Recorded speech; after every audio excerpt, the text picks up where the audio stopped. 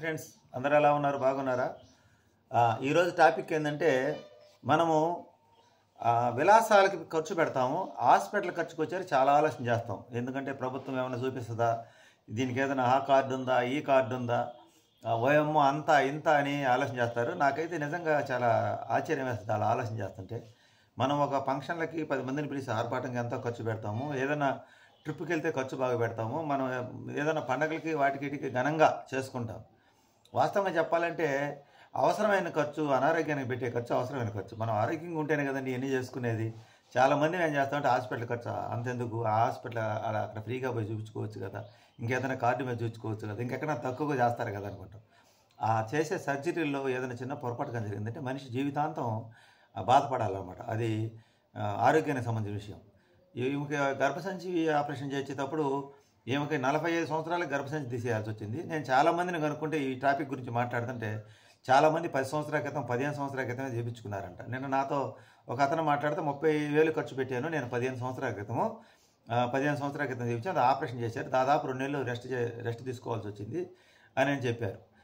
కానీ మాకు ల్యాప్రోస్కోపీ ద్వారా అప్పట్లో వాళ్ళు 30,000 ఖర్చు పెట్టారు, 15,000 పెద్దగా.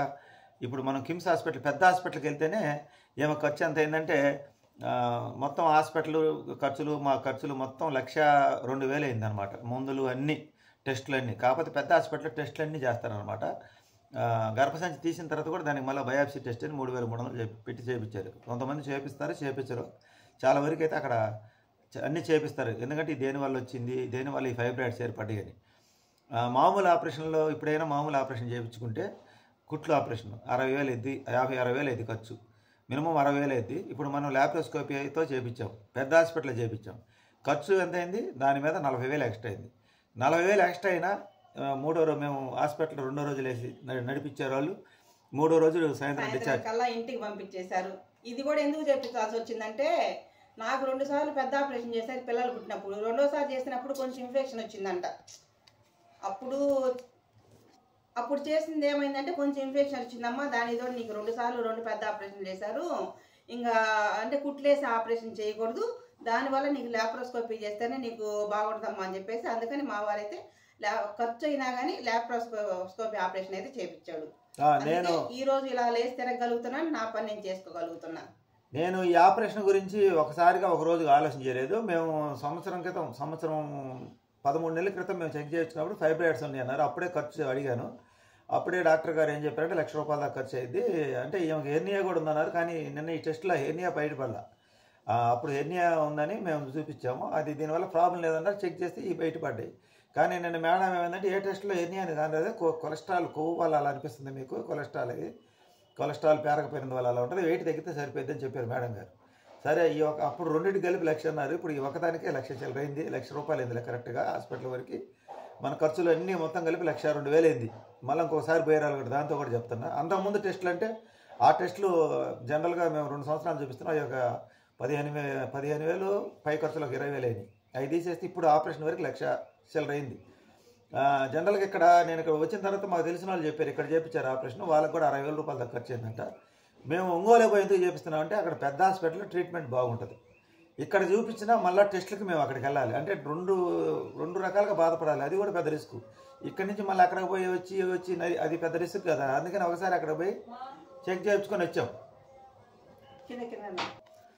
ఆ పెద్ద టెస్టులకి మళ్ళీ అక్కడికి వెళ్ళాలి, అక్కడికి పోయి ఇక్కడికి రావాలంటే తొందరగా రమ్మంటారు డాక్టర్లు, కారు వేసుకొని పోవాలి, ఆ టెస్టులు చేయించాలి. మళ్ళీ తర్వాత గర్భసంచి తీసిన తర్వాత మళ్ళీ దాని బయాప్సీ టెస్ట్ అంటారు, అది కూడా ఇక్కడ ఉండదు. దానికి మళ్ళీ మనకు అక్కడ పోయి ఇచ్చి రమ్మంటారు, లేదా వీళ్ళు పంపిస్తారో తెలియదు. ఈ 2 రకాలుగా రిస్క్ అయింది. బయట విడివిడిగా చాలా టెస్టుల కింద చాలా ఇబ్బంది పడాల్సి వస్తుంది. అయినా కూడా మనకి ఇక్కడ మా ఊర్లో హాస్పిటల్ కట్టారు, కానీ అవి రూములు కానీ అవి కానీ అంత కరెక్ట్గా మెయింటైన్ చేయలేరు. నేను చూసా, కట్టడానికి సుమారైన హాస్పిటల్ కట్టారు, ఎమర్జెన్సీకి అయితే పనిచేస్తాయి ఇక్కడ హాస్పిటల్లో.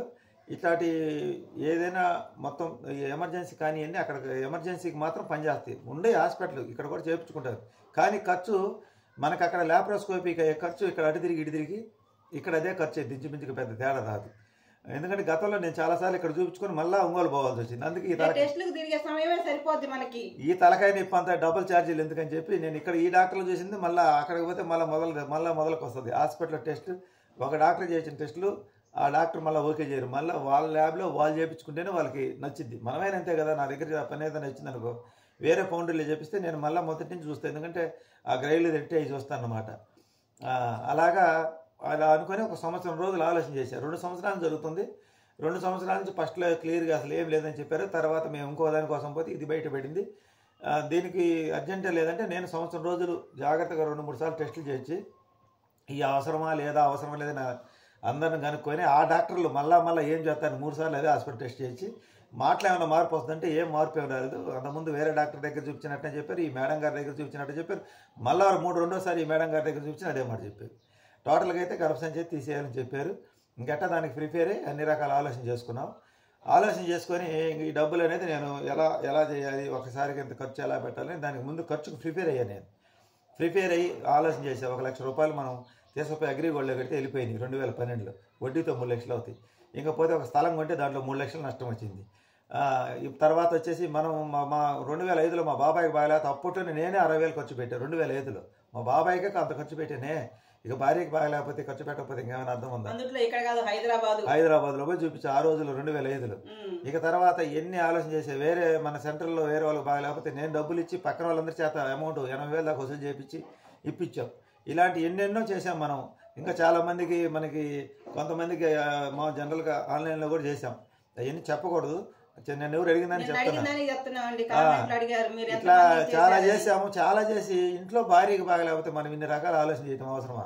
భార్య కనుక బెడ్ మీద అనుకుంటే మన వల్ల కాదు. ఇప్పుడు నాకు అర్థం అవుతుంది, ఆ నీళ్లు తోడి పెట్టమంటే నాకు నడుము నొప్పులు ఎంత ఇబ్బందిగా ఉంది. అట్లాంటిది పిల్లలకి పెద్దవాళ్ళకి అమ్మ టీ పెట్టు, అమ్మ మంచిలి, అమ్మ అన్నం పెట్టు, అమ్మ కర్రీతే, అమ్మ ఇదే అవి చేసి పెట్టి పిల్లల కాంచి పెద్దవాళ్ళ కాంచి నేను కూడా పొద్దుగూకులు అడుగుతూ ఉంటాను. నిజంగా మా వారికి అయితే మొదటి నుంచి అంటే నేను చేసిన అలవాటు టీ తాగాడంటే టీ కప్పు కూడా నేను తీసుకున్న దాకా అలా పట్టుకుంటాడు. అలాంటి మనిషి అసలు నేను నీళ్ళు తోడించుకోవాలంటే నాకు బాధగా ఉంది. ఇన్ని పనులు చేసే ఇళ్ళకి మనం ఖర్చు పెట్టకపోతే ఇంకా దేవుడు మనల్ని క్షమిస్తాడా? అందుకని చాలా మంది అన్నారు అక్కడ చేపిస్తే 50,000, ఇక్కడ చేపిస్తే 40,000, నెల్లూరు పోతే ఫ్రీగా చేస్తారు అది అని. అమ్మో పెద్ద హాస్పిటల్ అని భయపడతారు. పెద్ద హాస్పిటల్ అని భయపడతారు. నేను జాగ్రత్తగా డబ్బులు ఏర్పాటు చేసుకొని ఈ సంవత్సరం రోజుల్లో ఆలోచన చేసి అన్ని విధాలు ఏది బెస్ట్ అని ఆలోచన చేసి నేనైతే హాస్పిటల్కి వెళ్ళి ఆపరేషన్ చేసి జరిగింది. ఎవరైనా గుర్తుపెట్టుకోండి, మనం పెళ్ళిళ్ళకి, పేరెంటాలకి, బర్త్డే ఫంక్షన్లకి, ఆ ఫంక్షన్లకి, ఈ ఫంక్షన్లకి ఎంతో డబ్బు ఖర్చు పెడతాం. హాస్పిటల్ కాడికి వచ్చేసరికి మనం ఆలోచన చేస్తాం. అది కూడా కాక చాలామంది గుర్తించాల్సిన విషయం ఏంటంటే, మీరు గుర్తుపెట్టుకోండి, నేను సహాయం చేశానా చేయలేదో తీసి పక్కన పెట్టండి. నేను అనేది ఏంటంటే ఫంక్షన్లకు వెళ్ళి ఆర్భాటంగా మనం చదివించే మనము ఎవరికైనా ఒకరికి హాస్పిటల్లో బాగలేకపోతే ఆ సిస్టాన్ని ఎందుకు అలవర్చుకోరు? పెళ్ళిళ్ళు చదివించకపోయినందువల్ల నష్టం లేదు, ఏం నష్టం లేదు. కానీ ఇక్కడ హాస్పిటల్లో ఉన్న వాళ్ళకి వాళ్ళు ఆల్రెడీ ఆర్థికంగా దెబ్బతినిపోయి పనులన్నీ మానుకొని ఆ మనిషి కోరుకునే టైం పట్టింది. అట్టా టైంలోనే ఎవరికైనా హెల్ప్ చేయాలి. నేనైనా చాలామందికి అలాగే ఇంతకుముందు చేశాను. ఇక మీద భగవంతుడు నాకు అవకాశం ఇస్తే నేను చేసేది పెళ్ళిళ్ళకి ఆర్పడాలి, నేను ఖర్చు పెట్టను. అలాంటి వాళ్ళకే నేను ఎంతో కొంత నా సంపాదనలో శక్తి కొద్దీ నేను హెల్ప్ చేయడానికి రాబోయే రోజుల్లో కూడా ముందుంటా. ఎందుకంటే నేను చేసేది చేపిస్తాను కూడా, నా దగ్గర ఉన్న గుణం అది. ఇప్పుడు చాలామంది అంటారు నువ్వు ఇంతకుముందు ఎవరికైనా చేసావని. నేను అవన్నీ చెప్పాలంటే చాలా లిస్ట్ ఉంటుంది. అట్లా చేయబట్టి మేము ఇక్కడికి వచ్చాము. అది చెప్పుకుంటే మళ్ళీ దాన్ని చెప్పుకున్నా మళ్ళీ దాన్ని హైలైట్ చేస్తారు. నేను చెప్పేది ఏంటంటే, మనం ఏదో గొప్పకి హార్పాటాలకు పోయి ఫంక్షన్లకు పిలిచి లక్షలు ఖర్చు పెట్టి నేను పెళ్ళికి 10 పెట్టా, నేను అంత ఖర్చు పెట్టి పెళ్లి చేసి ఎంత కలిపి పెళ్లి చేసిన గొప్పలు చెప్పుకొని ఎన్ని రకాల వంటకాలు పెట్టి డాంబికాలు పెలికినంత కూడా ఉపయోగం ఉంది. తింటారు, వెళ్ళిపోతారు. నీకు ఆపద వస్తే ఒక్కడు రాడు. ఇది గుర్తుపెట్టుకోండి. ఆపద వస్తే ఒక్కడు రాడు. నీకు గొప్పగా చేయమంటారు పెళ్ళిళ్ళు. మనకు వచ్చిన బంధువులు ఏమంటారంటే, మన పేరు మారి మోగాలరా అంటే ఎంత మాత్రం గొప్పలు మనం. తాడిని మించినట్టు వాడు తలదన్నే వాడు ఉంటాడు. పెళ్ళిది ఏముందండి, ఒక్కరోజు కళ్ళు మూసుకుంటే అయిపోద్ది. ఇల్లు గృహప్రవేశం చేసినప్పుడు మా మిత్రుడు ఒక అతను ఎవరిని పిలవాల. ఎందుకు పిలవలేదంటే, అన్న పిలిచిన కాంచి అసూయ పడతారన్నా, ఇంత సంపాదించండి, అందుకు పిలవలేదన్నా, నేను ఖర్చు పెడతాను 1 లక్ష రూపాయలు, ఆ 1 లక్ష రూపాయలు ఖర్చుతో పోదన్నా బంధువులందరూ ఇంకా అసూయ పడతారన్నాడు. అతను ఆ రోజు అతను చేసిన పని కరెక్ట్ అయిన పని. ఎందుకంటే 1 లక్ష రూపాయలు పోగొట్టుకొని వీళ్ళందరి చేత ఖర్చు పెట్టి మాట్లాడిపించుకోవాలి. కానీ అతను చేసింది కరెక్ట్ పని. మనం కొంతమంది దగ్గర నుంచి కొంత నేర్చుకోవాలి. ఇలా నేను చెప్పేది ఏంటంటే, ఆర్భాటాలకి ఎంతో ఆలోచన లేకుండా ఖర్చు పెడతాం మనం, మన పేరు కోసం, మన గొప్ప కోసం. కానీ మన గొప్పని ఎప్పటికీ నిరూపణ కాలేము. వేరే వాళ్ళని ఒప్పించుకుంటే మన జీవితం అంతా తల్లకిందులుగా తప్ప చేసినా మనం గొప్ప వాళ్ళం కాలేము. ఎందుకంటే దేశ ప్రధానిని విమర్శిస్తున్నారు, ముఖ్యమంత్రిని విమర్శిస్తున్నారు, మన ప్రతి ఒక్కరిని విమర్శిస్తున్నారు. ప్రతిపక్ష నేత కానీ అధికార పక్షంలో కానీ అందరూ విమర్శలు తప్పించుకోలేదు. దీనికోసమని మనం పాకులాడే కాడికన్నా మన కోసం మనం పాకులాడితే చాలా వరకు బాగుంటుంది. హాస్పిటల్ ఖర్చులు ఎక్కువ అనుకుంటే హాస్పిటల్ ఖర్చు కాడికి వచ్చి మనం 1.25 లక్ష ఆలోచన చేస్తాం, మిగతా ఖర్చుల కాడికి వచ్చేది ఆలోచన చేయట్లేదు. నేను 2022లో తట్టుకోలేక ఏసీపీకి ఇచ్చా, 50,000 ఖర్చు అయింది. నేను అదే ఆలోచన చేశాను, మనకి చల్లదనం కోసం 50,000 ఖర్చు పెట్టాం కదా, అది కూడా ఆరోగ్యం కోసమే కదా.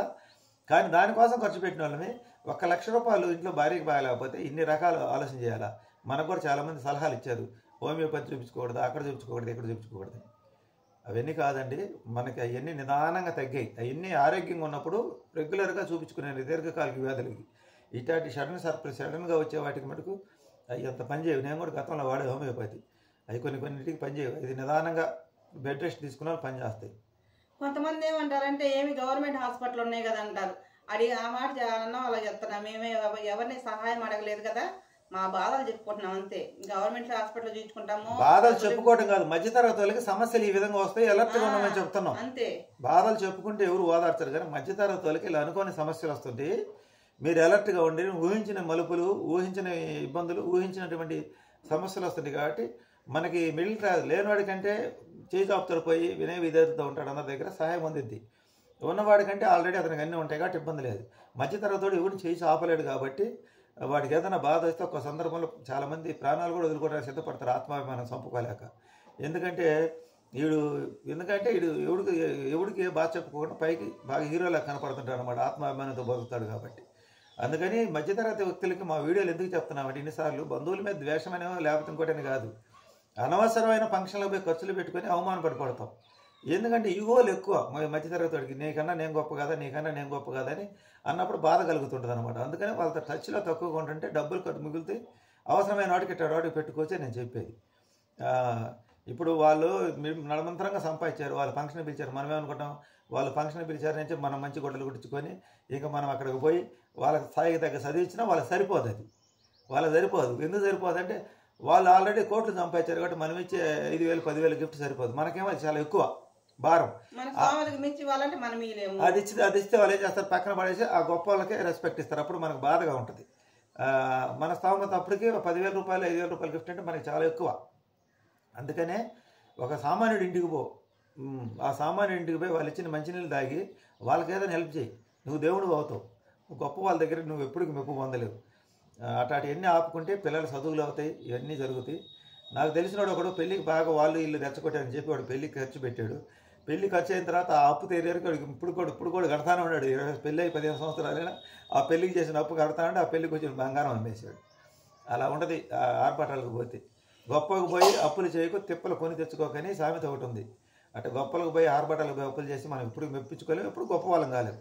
అవసరమైన ఖర్చు ఏదో అనవసరమైన ఖర్చు ఏదో ఆలోచన చేసుకుని పెట్టుకోండి.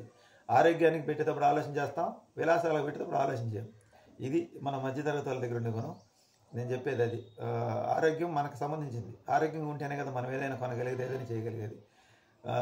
మనం ఏ వస్తువైనా విలువ, ఒక ఐఫోన్ కొంటాం 60-70 వేలు పెట్టి, ఒక ఏసీ బిగించుకుంటాం, ఒక కారు కొంటాం 3-4 లక్షలు పెట్టి. కానీ ఆరోగ్యం కాడికి వచ్చి లెక్కలేస్తాం. 5-6 లక్షలు పెట్టి సెకండ్ హ్యాండ్ కారు కొంటారు, 10 లక్షలు పెట్టి కారు కొంటారు. ఇంట్లో ఆడవాళ్ళకి ఆరోగ్యం బాగాలేకపోయినా మన కారు ఏదో ట్యాబ్లెట్ వేసుకుని సరిపోయేదిలే, ఆ హాస్పిటల్కి పోతే అంత ఖర్చు అనుకుంటాం. ఇది ఈ ఒక్క విషయంలో మనం మారాలి. మనం ఆరోగ్యంగా ఉంటేనే కదా ఎంత పని అయినా చేసుకోగలిగేది, సంపాదించుకోగలిగేది. ఇప్పుడు ఆమెకి ఖర్చు ఎక్కువ పెట్టాను, 1 లక్ష రూపాయల ఖర్చు తగ్గట్టు వేసుకొచ్చింది. అదే నేను 50,000 ఖర్చు పెట్టినాను. నాకు తెలిసి ఈ మధ్య 2-3 నెలల క్రితం చేయించుకున్నాను, నాకు తెలిసిన వాళ్ళు చేయించుకున్నారు. ఇప్పటికి 2 నెలల నుంచి బెడ్ మీదే ఉన్నారు.